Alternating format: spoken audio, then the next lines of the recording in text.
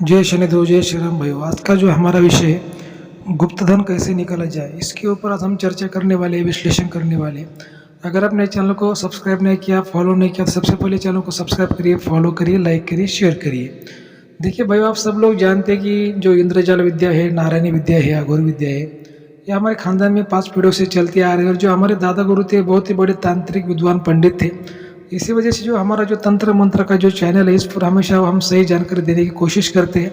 और बहुत लोगों के मुझे सवाल आते हैं कि भाई हमारे खेत में, घर में धन है, गुरुजी गुप्त धन की शक्ति संकेत देती है, तो इसको कैसे निकाला जाता है, इसको कैसे प्राप्त किया जाता है। कोई लोग बोलते क्या गुरुजी गड्ढा खोदने से धन मिलता है क्या, कोई लोग बोलते क्या जेसीबी से गड्ढा खोदना चाहिए क्या। अब उस पर हम आज वीडियो बनाने वाले हैं। वीडियो को आपको पूरा देखना है, ध्यान से देखना है, तभी आप इस बात को समझ पाओगे। अभी देखिए, जो जमीन के अंदर जो गुप्त धन होते हैं, जो खजाने होते हैं, वो कोई कुदरत के नहीं होते, प्रकृति के नहीं होते, वो किसी इंसान ने रखे हुए होते हैं। अगर कोई भी इंसान अपना धन रखेगा तो उसकी सेफ्टी जरूर करेगा। आप कहीं भी अपना धन रखिए तो उसको कोई ना कोई पासवर्ड होता है, उसको कोई ना कोई कोड होता है। वैसे ही पहले जमाने का जो गुप्त धन का जो पासवर्ड है, जो कोड है, वो जो उसका टोटका होता है, उसकी शक्ति होती है। जब तक वो गुप्त धन की शक्ति टोटका आपको पता नहीं चलता, तब तक आपका वो पासवर्ड नहीं खुल सकता। ठीक है, ये वैसी बात है भाई। देखिए कि मान लीजिए कि अभी जो धन होते हैं, जो खजाने होते हैं, वो लगभग 200 साल, 200 साल, 300 साल, 500 साल, 1000 साल भी पुराने हो सकते। पहले ज़माने में ऐसे कोई बैंक लॉकर नहीं हुआ करते थे, या फिर कागज़ के नोट भी नहीं हुआ करते थे, सोने के चांदी के सिक्के हुआ करते थे। तो डाकू का ज़माना था, ना ही कोई आर्मी थी, ना ही कोई पुलिस था। राजा महाराजों का काल था, डाकू का ज़माना था।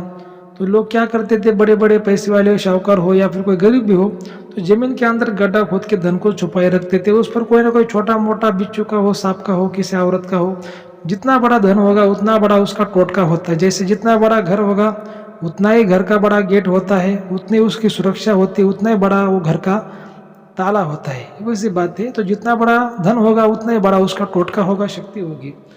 तो जैसे ही मान लीजिए किसी को ऐसी शक्ति संकेत देती है, पता चलता है किसी माध्यम के द्वारा अपने घर में धन है, ये है, वो है, तो लोगों को क्या लगता है कि भाई अगर पता भी चला इस धन का पॉइंट है, ये जगह है, तो लोग वहाँ पर खोदना चालू कर देते। देखिए, ऐसा खोदने से धन बिल्कुल भी नहीं मिलता। धन कैसे मिलता है, जो शक्ति है पहले आपको पता करनी है। शक्ति की इच्छा क्या है, उसका पासवर्ड क्या है, उसका कोड क्या है, आपको ये पता करना है। उसका पासवर्ड यानी उसकी जो कुछ इच्छा होती है। जैसे आपके खानदान का तो धन नहीं होता, किसी और के खानदान का धन होता है, बराबर। तो जैसे मान लो कि भाई अगर किसी दूसरे के खानदान का धन है, तो शक्ति क्या है, आपको देगी जरूर, लेकिन आपसे कुछ ना कुछ तो लेगी। क्योंकि जैसे आपकी प्रॉपर्टी आप अपने बच्चों को फ्री में दोगे, लेकिन दूसरों के बच्चों को आप फ्री में थोड़ी दोगे, आप उनसे कोई ना कोई पैसे लोगे। इच्छा होती है, वैसे आरती करनी पड़ती है। उसके बाद आपको धन के लिए वो टाइमिंग देती है, उस टाइम पर वहाँ पे गड्ढा खोद सकते हैं। ज़्यादा कोई बड़ा गड्ढा खोदने की भी जरूरत नहीं गिरती, छोटे मोटे गड्ढा खोदने से भी मिल जाता है। लेकिन इसमें इम्पोर्टेंट बात क्या है कि शक्ति की इच्छा जानना बहुत जरूरी है। अभी देखिए, आम इंसान तो इतना शक्ति से सामना नहीं कर सकते, उसकी इच्छा वो नहीं जान सकते। भले ही शक्ति उनको सपने के द्वारा संकेत देती है, रियल में संकेत देती है, भले उनको धन दिखता है, लेकिन फिर वो शक्ति का सामना, उसके संकेत पूरी तरह से समझ नहीं पाते। तो क्या है कि आप जब अच्छे गुरु का जब सलाह लेते हो, अच्छे तांत्रिक की आपको पहले तो सलाह लेनी है। किसी फ्रॉड तांत्रिक की, फ्रॉड गुरु की आपको सलाह नहीं लेनी है, अच्छे की लेनी है। और उसके बाद में फिर वो शक्तियों को आपको पूछना है, उसकी इच्छा आपको जाननी है। उसकी अभी शक्ति की इच्छा क्या हो सकती है, पूछते गुरु जी शक्ति की जो इच्छा हो क्या हो सकती है। अभी देखिए, शक्ति की इच्छा कुछ भी हो सकती है। जैसे आप उसको, उसकी इच्छा पूर्ति करने के लिए आपको 1 रुपये का खर्चा आ जाए, या फिर आपको लाखों रुपए का खर्चा आ जाए, या फिर आपके पास में करोड़ रुपए होकर भी आप उसकी इच्छा की पूर्ति ना कर पाए। ऐसे कोई वो बात मांग सकती है, लेकिन उसकी इच्छा की पूर्ति होना बहुत जरूरी होती है। जब शक्ति की इच्छा की जब पूर्ति होती है, तभी शक्ति आपको देने के लिए मंजूर हो जाती है, राजी हो जाती है। और जब उसकी हम इच्छा की पूर्ति करते हैं, फिर शक्ति वहाँ से चली जाती है, उसको मोक्ष मिलता है, आपको आशीर्वाद देती है, और जो धन, जो खजाना आपको मिल जाता है। फिर आप कुछ उसमें दान धर्म में खर्च कर सकते हैं, बाकी आपके घर परिवार में आप खा सकते हैं। लेकिन लोग गलती कहाँ करते हैं, शक्ति को ना ही पूछते हैं, ना ही उसकी परमिशन लेते, सीधा गड्ढा खोदते हैं। उसके बाद में धन जगह छोड़ देता है, धन मिलता नहीं है, धन काला पड़ जाता है, शक्ति नुकसान कर देती है, किसी को मार देती है। मतलब ऐसा कोई नेगेटिव बातें होती है, सब काम विफल हो जाता है।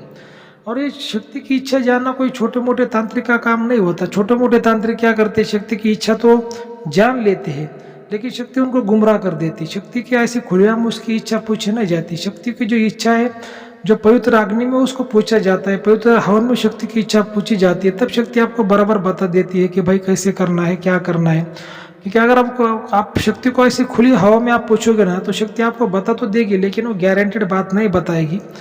और जब वो पवित्र अग्नि में जब शक्ति आती है तो जलकर वो पवित्र हो जाती है, और विधि विधान से उसको इच्छा पूछी जाती है, तब आपको इच्छा बता देती है। तब आपको फिर शक्ति को वचन देना कि इतने दिन के अंदर मैं तेरी इच्छा पूर्ति कर दूंगा, आप जो भी है मेरे को काम करने का टाइम दो। तब शक्ति आपको टाइम देती है, उस टाइम पर वो काम करना पड़ता है।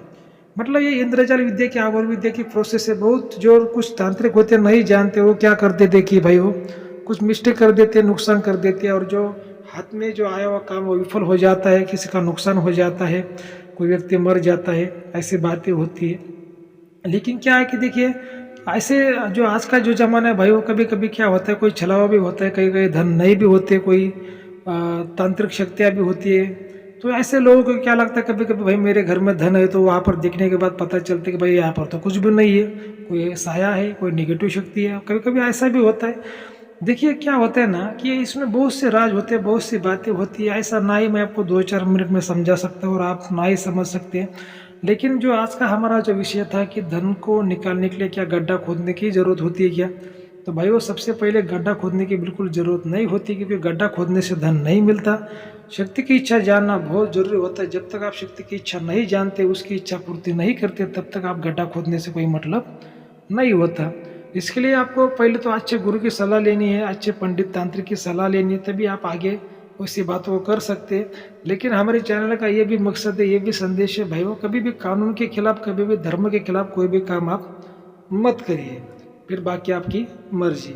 ठीक है, तो ये ऐसी बातें होती है भाई। वो जो धन के काम होते हैं, जो गुप्त धन के जो राज होते हैं, जो खजाने के जो राज होते हैं, कोई इतने आसान नहीं होते। क्योंकि अगर किसी को खजाना मिल जाए तो उसकी आने वाले 100 पीढ़ियाँ, लगभग 50 पीढ़ियाँ, 100 पीढ़ियाँ उसकी बैठकर खा सकती है। तो इतना बड़ा खजाना अगर किसी को मिलना है तो उसमें नसीब, उसमें भाग्य, कुल देवता का आशीर्वाद, सब कुछ देखना पड़ता है। जिस गांव में काम कर रहे हैं उस ग्राम देवता का भी आशीर्वाद लेना पड़ता है।